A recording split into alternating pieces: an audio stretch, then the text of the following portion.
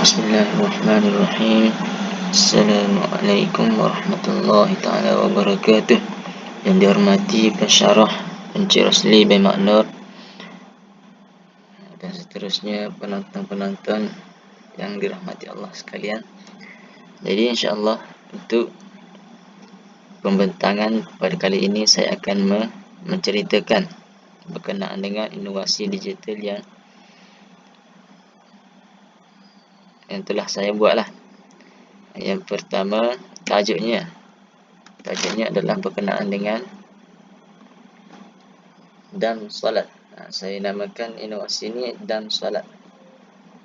Okey. Untuk pengenalan, dam solat ni merupakan inovasi supaya murid dapat menambah kefahaman dalam bab solat. Dan dam solat ni merupakan suatu platform pembelajaran digital secara atas talian. Jadi murid ni tidak perlu nak mendownload ataupun memuat turun aplikasi. Boleh saja melayari dekat website. Seterusnya, murid dan guru boleh mengakses maklumat, nota, aktiviti serta latihan pembelajaran berkaitan dengan solat. Baik. Seterusnya, berdasarkan standard kandungan 4.3, memahami dan mengamalkan rukun solat dengan sempurna. Seterusnya, standard pembelajaran 4.3.2, iaitu memperincikan rukun solat. Jadi saya telah menciptakan satu inovasi berkenaan dengan rukun solat yang saya namakan dam solat. Baik, kumpulan sasaran bagi inovasi kali ini adalah yang pertama, murid tahun 4 sekolah rendah, dan sudah semestinya murid yang beragama Islam. Seterusnya, matlamat dalam penciptaan inovasi digital ini, yang pertama adalah nak menerapkan kaedah pengajaran dan pembelajaran yang selari dengan abad ke-21, iaitu PAK 21. Yang keduanya, supaya murid dapat meningkatkan keupayaan berfikir dengan pantas. Seterusnya, bagi mewujudkan suasana pembelajaran yang menyeronokkan dan menarik fokus murid dengan menggunakan gamifikasi sebagai fokus utama. Dan yang terakhir, matlamatnya adalah untuk mengukuhkan kefahaman murid dengan aktiviti yang menarik. Dan rasional bagi penciptaan inovasi ini adalah yang pertama, nak memupuk minat murid-murid akan topik solat, yang mana kita tahu solat ni merupakan perkara yang wajib dilakukan oleh setiap Muslim. Dan kita fokuskan di sini adalah murid sekolah rendah yang beragama Islam. Yang keduanya, membantu murid memahami dan mengaplikasikan solat dengan sempurna. Jadi dalam kita mempelajari rukun-rukun solat ni, kita menerapkan dalam diri murid supaya dapat melakukan solat dengan sempurna, supaya dapat mengaplikasikan rukun-rukun yang dipelajari dalam solat. Yang ketiga, menggalakkan guru mengaplikasikan sistem pembelajaran abad ke-21, iaitu teknologi maklumat dan komunikasi. Seterusnya, objektif bagi inovasi ini adalah yang pertama, mengenal pasti rukun-rukun solat dengan betul. Yang kedua, mengaplikasikan solat dengan sempurna. Dan yang ketiga, menganalisis kefahaman murid mengenai rukun-rukun solat menggunakan aktiviti atas talian. Baik, yang seterusnya, kerelevanan bagi objektif. Yang pertama, PDP menggunakan medium digital sesuai dengan pembelajaran abad ke-21. Yang kedua, bagi meningkatkan kefahaman murid yang beragama Islam. Yang ketiga, menarik minat dan fokus murid dengan belajar sambil bermain.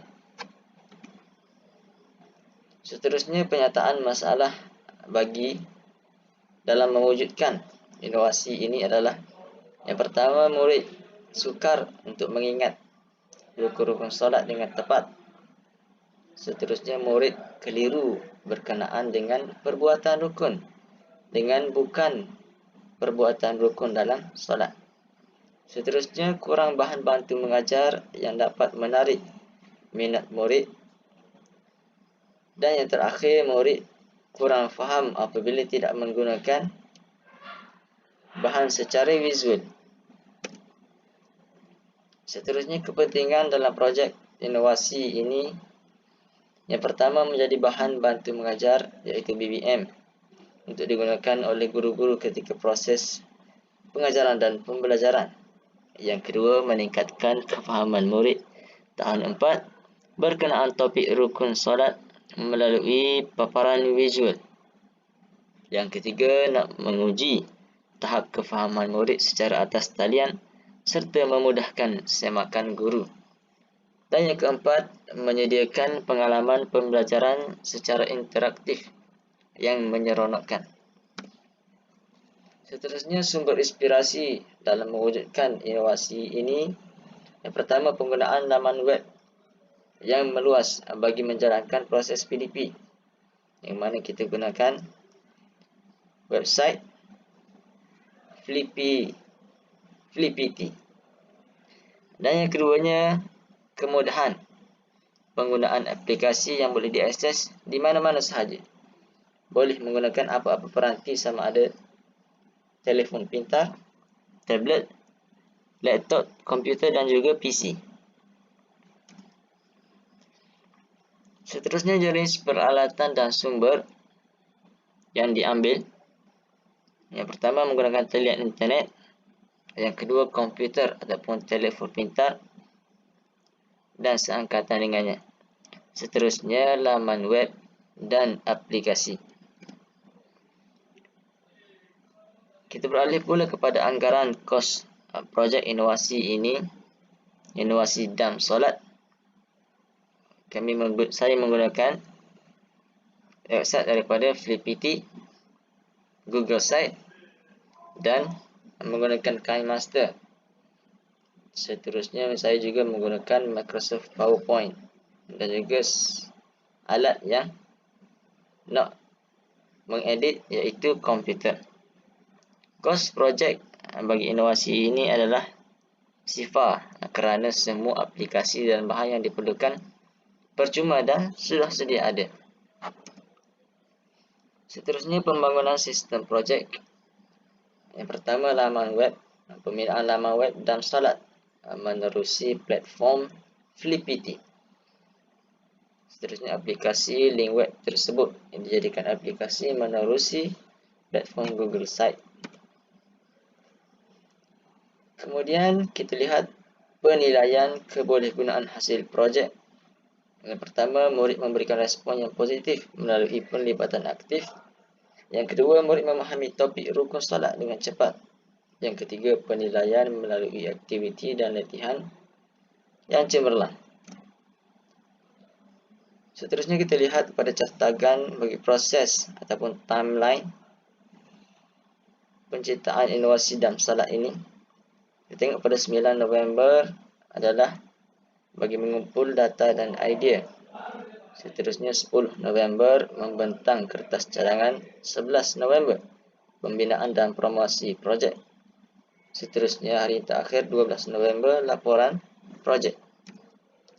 Kesimpulannya, bagi inovasi kali ini, projek inovasi digital dam solat ini diharap dapat membantu bagi meningkatkan lagi kefahaman murid dalam memahami topik-topik rukun solat. Di samping itu juga, projek inovasi digital ini dapat menolong guru-guru sebagai salah satu bahan bantu mengajar yang menepati sistem pembelajaran abad ke-21. Ini adalah rujukan dan juga ini adalah link website dam solat. Sekian. Assalamualaikum warahmatullahi wabarakatuh. Terima kasih. Okey, kita akan lihat bagaimana website dam solat ini berfungsi. Yang pertama, Contohnya seorang atau dua orang peserta atau tiga orang kita letak untuk bermain dalam solat ni. Peserta yang pertama akan memutarkan dadu. Okey, tekan dekat klik turun ni. Dadu menunjukkan 6. Jadi peserta yang pertama akan bergerak sebanyak 6 langkah. Kita lihat dekat nombor 6 ni tak ada apa-apa tanda. Jadi peserta yang pertama ni tidak perlu melakukan apa-apa. Contohnya peserta yang kedua, kita baling dadu, dapat 1. Peserta kedua akan gerakkan 1 langkah dan kita lihat ada tanda I. Tanda I ni menunjukkan dia perlu tekan dan tengok apa arahan dia. Okey, ni arahan dia. Arahan dia apa? Dia bertanya soalan, apakah hukum menunaikan solat 5 waktu? Apakah hukum menunaikan solat 5 waktu? Jadi peserta yang kedua ni perlu menjawablah soalan-soalan ni. Okey. Seterusnya,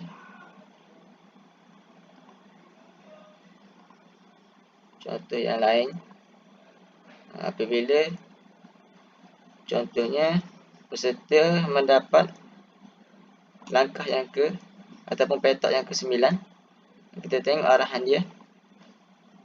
Arahan dia perlu membuka kad. Kad yang mana biru ni, kad di tengah ni. Contoh kita tekan dekat kad ni. Okey, dia menyuruh supaya peserta memusing dadu sekali lagi. Jadi peserta ni perlu pusing dadu sekali lagi dan tengok dia dapat nombor 2, perlu bergerak kepada 2 langkah. Dan sambung lagi pada arahan dia. Soalan, apakah rukun terakhir dalam solat? Jadi peserta pun jawablah. Peserta perlu menjawab soalan yang diberikan. Jadi peserta ni perlu menjalani proses dalam solat ni daripada nombor 1 bergerak ke nombor 5 sehinggalah sampai kepada nombor